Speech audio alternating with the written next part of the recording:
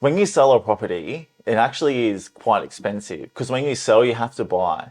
So you sell your property, you might have a 2% commission, you're spending 1% of the value in obviously the advertising of the home. And then most people need to do like a pre-sale renovation. So, Yes. Yep. you know, if your home's worth $1 million, just to keep it simple, you're probably going to invest $50,000 selling the home, including commission, pre-sale renovations, and marketing, right? So your 5% of the value of your home is gone in selling. But then when you go to purchase the next home, you have to pay stamp duty, which is over 5% as well.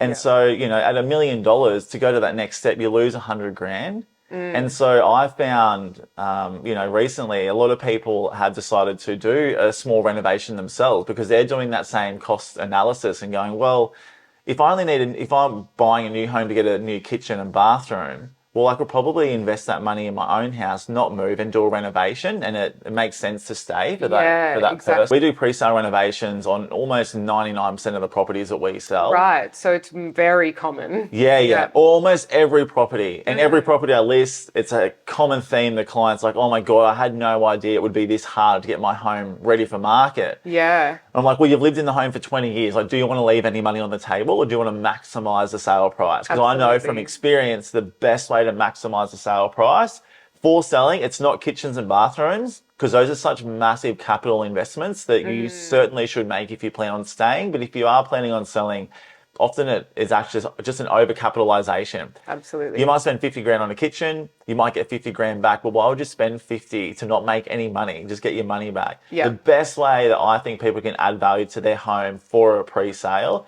is painting, carpet, floorboards, lighting, and styling. Yep. And it's the most affordable thing you can do. You can all of those little cosmetic upgrades. All those little cosmetic updates. And the street appeal, what you said about the facade, like Melbourne, the street appeal is such a huge thing. It's such an important factor of selling. It's a first impression that people have of your home when they see it. Absolutely. So paint the facade, you know, paint the fascias and gutters.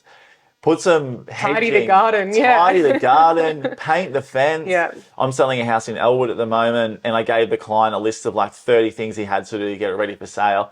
And they don't have to do those things. Like, I have trades and I manage the whole pre-sale renovation for them. And they're like, what's it going to cost for your service? I say, well, mate, my fee's the fee. That's why maybe my commission's a little bit higher, but I'm going to do all this for you. I've got rock star trades. He needed his smoker alarms replaced. I called my electrician. He was there within an hour replacing his smoke alarms. The guy was trying to get someone there for 2 months. Yeah. I'm like, mate, I'll take care of it. All connections. It's all connections. All about connections, right? Yeah. And I said, look, you need to paint the front fence and facade. He didn't want to do it. Lived in the house for 37 years. Loved the colour. I said, look, it's not a personal attack on you. I'm not saying that it's not nice. I'm just saying that if you want to maximise the sale price and appeal to the largest audience, we need to whitewash his house. White fence, white facade.